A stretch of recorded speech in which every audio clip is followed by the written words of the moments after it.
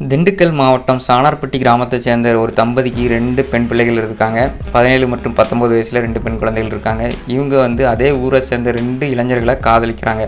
சம்பவத்து அன்னைக்கு காலையில் இவங்க காதலர்களும் சேர்ந்து இந்த 2 காதலர்களும் சேர்ந்து ஒரு வளகாப்பு ஃபங்க்ஷனுக்கு போகிறாங்க. அட்டன் மட்டும் மதியம் சாப்பிட்டு சாயங்காலம் கிளம்புறாங்க. கிளம்பி வரும்போது சாயங்காலம் ஒரு 6 மணி இருக்கும். ரோட்டு ஓரத்தில் நின்று பேசிகிட்டு இருந்திருக்காங்க. இந்த 2 பெண் பிள்ளைகளும் அவங்களோட சேர்ந்த 2 காதலர்களும் ரோட்டு ஓரத்தில் நின்று பேசிகிட்டு இருந்திருக்காங்க. இதை பார்த்த ஒரு 3 பசங்க பைக்கில் வந்திருக்காங்க. பைக்கில் இந்த 4 பேர்ட்டையும் பேச்சு கொடுத்துருக்காங்க. பேச்சு கொடுக்கும்போது திடீர்னு கத்தியை காட்டி மிரட்டியிருக்காங்க. மிரட்டி அவங்ககிட்ட இருந்த செல்ஃபோன் எல்லாத்தையுமே வாங்கிட்டாங்க. வாங்கினது மட்டும் இல்லாமல் அந்த 4 பேரையும் பைக்லேயே கடத்தியிருக்காங்க. பைக்கில் கடத்திட்டு ஒரு ஆள் நடமாட்டம் இல்லாத காட்டு பகுதிக்கு போயிருக்காங்க.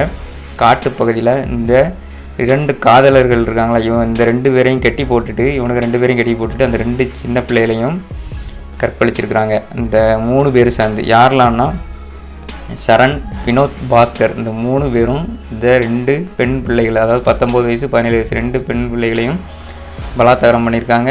அது மட்டும் இல்லாமல் பிரசன்னகுமார் அப்படிங்கிறவன் இடையில வந்திருக்கான். அவனும் சேர்ந்து கிட்டத்தட்ட காலையில் 6 மணி வரைக்கும் இந்த சம்பவம் நடந்திருக்குங்க. 6 மணி வரைக்கும் நடந்ததுக்கப்புறம் இவங்க 4 பேரையும் இந்த 4 பேர் சேர்ந்த கும்பல் விடுவிச்சிருக்காங்க. இந்த சம்பவத்தை இந்த 2 பெண் பிள்ளைகளும் தங்களோட பெற்றோர்கிட்ட சொல்லியிருக்காங்க. அவங்க உடனே காவல் நிலையத்தில் புகார் பண்ணுறாங்க. போலீஸ் விசாரணை நடத்தி இந்த 3 பேரையும் கைது பண்ணுறாங்க.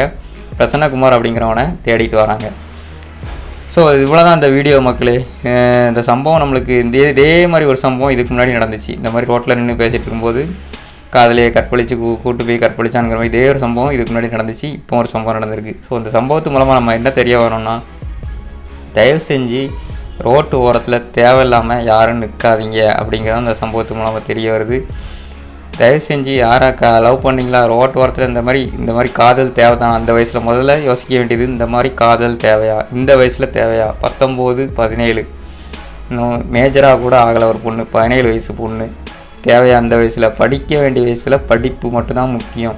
நம்ம பெற்றவங்க நம்மளை கஷ்டப்பட்டு படிக்க வைக்காங்க. ஸோ அந்த டைமில் நம்ம என்ன பண்ணணும், படிக்க தான் செய்யணும். படித்து நம்ம எவ்வளோ பெண்கள் வாழ்க்கையில் சாதிக்காங்க. இந்த மாதிரி சின்ன வயசுலேயே காதல் மோதல்னு சொல்லி கேவலமான வேலைக்கு போய் இந்த மாதிரி காதல் மட்டும் இல்லைன்னா அந்த சம்பவம் நடந்திருக்காது. வீட்டில் இருந்திருக்கும் அந்த பெண்கள் தேவையில்லாமல் ரோட்டுக்கு போனால தான் அந்த சம்பவமே நடந்திருக்குது.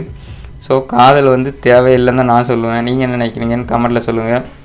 அது இந்த வயசில் தேவையே இல்லை. படிக்க வேண்டிய வயசில் படிக்கணும், வேலைக்கு போக வேண்டிய வேலைக்கு போகணும். அதுக்கப்புறம் நீங்கள் சாதிக்கிறதுக்கு பல விஷயங்கள் இருக்குது. இந்த மாதிரி தேவையில்லாத காரியத்தில் ஈடுபட்ட போய் உங்கள் வாழ்க்கையே கேள்விக்குறியாக வர மாதிரி ஆகிப்போச்சு. ஸோ அதான் நம்ம இந்த சம்பவம் உணர்த்துது. அதான் காதல் தேவையில்லாதது காதல், அதுவும் தேவையில்லாதது ரோட்டு ஓரத்தில் சம்மந்தம் இல்லாமல் நிற்கிறது, காட்டு பகுதிக்கு பக்கத்தில் நிற்கிறது.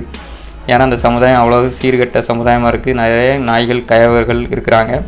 ஸோ தயவு செஞ்சு இந்த வீடியோ பார்க்குறவங்க எல்லாருக்கும் ஷேர் பண்ணி விடுங்க. உங்கள் ஃப்ரெண்ட்ஸுக்கு, ஃபேமிலிஸ்க்கு எல்லாருக்கும் ஷேர் பண்ணி விடுங்க.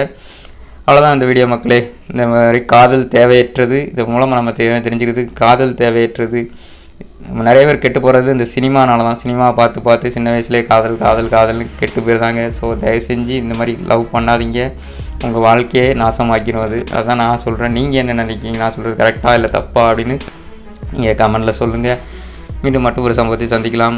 வீடியோ பிடிச்சிருந்தா நம்ம சேனலை சப்ஸ்கிரைப் பண்ணி வச்சுக்கோங்க. நம்ம சப்ஸ்கிரைப் பண்ணிட்டு பாருங்கள். அப்போ எனக்கு மோட்டிவேஷனாக இருக்கும் நிறைய வீடியோஸ் பண்ணணும்னு. மீண்டும் மட்டும் ஒரு சந்திக்கலாம். பாய், டேக் கேர்.